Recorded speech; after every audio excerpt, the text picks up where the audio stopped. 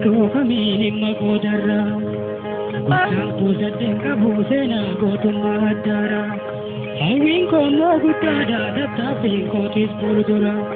Gudutanga kanandura gochala bubanara. Guduma ababoti, kinuma abudati tigadona jira. Tiga kona tiga la beto tinalaba. Onisani naraga wiko kata soke ira puna baba. Kegare bali gaya duti kole tinkar batu. Ababu tunna gota abo hankutu kata. Tuki sali hangkatu. Rakatu babata. Unne sani tindale jaya sani tinole. Karakatum pakesu ebo anta pole. Kakakita goge,